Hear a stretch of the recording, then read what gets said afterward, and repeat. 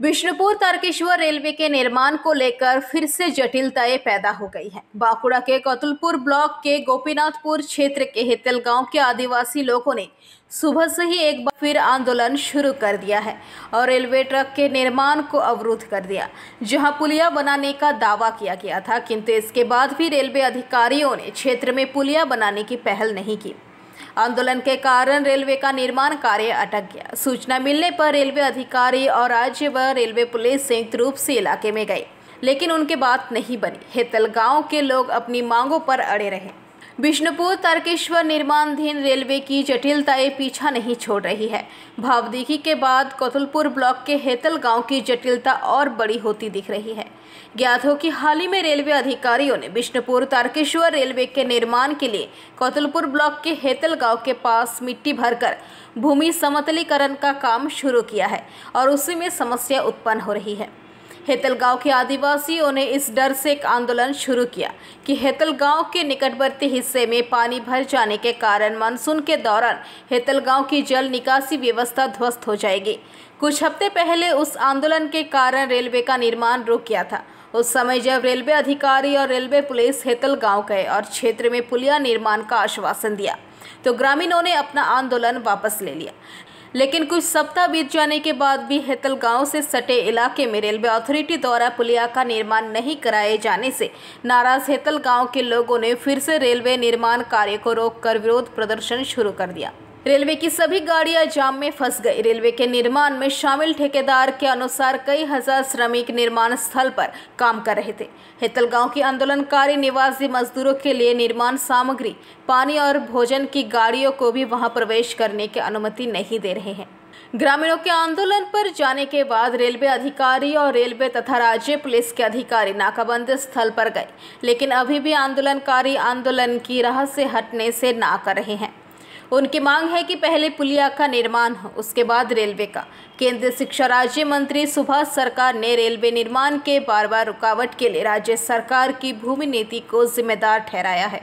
उन्होंने दावा किया कि बार आंदोलन के कारण परियोजना का काम रुका हुआ है। उन्होंने मामले का जल्द पता लगाकर कार्रवाई करने का आश्वासन दिया। प्रतिश्रुति देওয়া হয়েছিল যে এইখানে হবে, কিন্তু লিখিত ওনারা দেননি, কিন্তু সেই জন্য আমরা আবার পথ অবরোধ করেছি। কতক্ষণ চালাচ্ছেন আপনারা? আমরা প্রায় 3 মাস হয়ে গেল। প্রায় এর আগেও তো একবার পথ অবরোধ করেছেন, তখন একবার প্রথম থেকে গ্রাউন্ড লেভেল থেকে আমরা করছি, কিন্তু করবে করে মাটি ফেলে দিচ্ছে যে আমরা আলোচনা করছি হবে, এই রকম করে এই দেখুন না কতটা উঁচু করে দিয়েছে। আমরা বাধ্য হয়ে গাড়ি আবার তৃতীয় চতুর্থবার আমরা আটকেছে। এবার আমাদেরকে শুধু বলছে যে হ্যাঁ হবে বলে আর করছে না। এর আগেও তো একবার পথ অবরোধ করেছিলেন, তখন তো ইঞ্জিনিয়াররা এসেছিলেন, তারা প্রথমেই বলছে গ্রামবাসীরা কি টাকা দেবে। আমরা বলছি না, আমরা কেন দেবো, ওটা আমরা কেন টাকা দেবো। আর আমরা এটাও বলেছি যে ইঞ্জিনিয়ার স্যার আপনি কি টাকা দিচ্ছেন নিজে। এরা পথ অবরোধ দেখাচ্ছে এখানে ব্রিজের জন্য, কিন্তু ইঞ্জিনিয়ার সাহেবরা বুঝবে, সরকার বুঝবে যে ব্রিজ হবে কি না হবে। কিন্তু আমাদের হাজার হাজার লিভার আছে, সেই রিভারদের জল এখান থেকে বাইরে যায়, যেসব জায়গায় কাজ করছে এরা জল পর্যন্ত পেরোতে দিচ্ছে না, বাইরে থেকে খাবারের গাড়ি ঢুকতে দিচ্ছে না, কোনো গাড়ি 4 চাকা বলুন, জল ট্যাঙ্কে বলুন, কোনো গাড়ি ঢুকতে দিচ্ছে না, যাতে করে এই সমস্যার সমাধানটা মিটে, যে আমাদের অন্তপক্ষে 4 চাকা রাস্তাটা ছেড়ে দেব, পাবলিক ফান্ড রাস্তাটা ছেড়ে দেব, কিন্তু এরা পাবলিক ফান্ড রাস্তাটাও ছাড়ছে না। তাতে করে আমাদের কন্ট্রাক্টর বা আমাদের লিভারদের বা শ্রমিকদের যেসব কাজ করছে প্রচণ্ড অসুবিধার মধ্যে পড়েছি। কিন্তু বারে অনুরোধ করা সত্ত্বেও এরা কিন্তু অনুরোধ রাখছে না। মূলত দাবিটা কি? দাবিটা ব্রিজ, কিন্তু ব্রিজ দেওয়া আছে। কারণ হচ্ছে যে এখানে একটা কালভার্ট চাই, কারণ বিশেষ করে বর্ষাকালে এত জোর বৃষ্টি হলে পুরো গ্রাম জলেতে ভেসে যায়। এমনি এখন সমতলেতে আমরা অনেক সমস্যায় পড়েছি জলে। এবারে রেল লাইন হওয়ার পরে এখানে একটা গার্ড হয়ে গেছে, ওয়াল হয়ে গেছে। এবার কি হয়, পুরো জলটাই কিন্তু জমে যাবে আমাদের গ্রামের উপর দিয়ে, পুরো গ্রামটাই কিন্তু ভেসে যাবে। এরকম একটা পরিস্থিতি, যার জন্য আমরা এখানে দাবি করেছি যাতে কালভার্ট দিয়ে এই জল নিকাশি ব্যবস্থাটা যেন হয়ে যায়।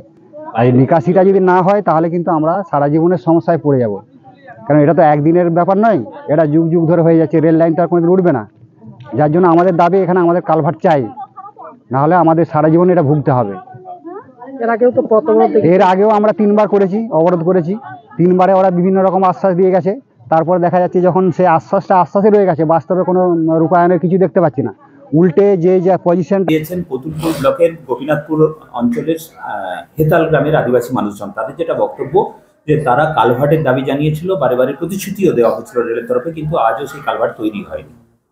ভারত সরকারের রেল মন্ত্রক সাধারণ মানুষের জন্য যথেষ্ট সংবেদনশীল এবং অত্যন্ত দ্রুত গতিতে উন্নয়নের কাজ করছে।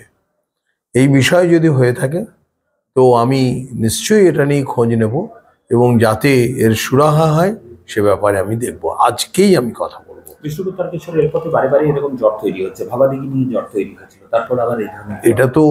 এটা ভাবার দরকার আছে যেন কেন এরকম হচ্ছে। তার কারণ আমাদের এখানে জমি জট একটা ভয়ঙ্কর সমস্যা। बांकुड़ा से अनुप रॉय की रिपोर्ट, PVTV न्यूज।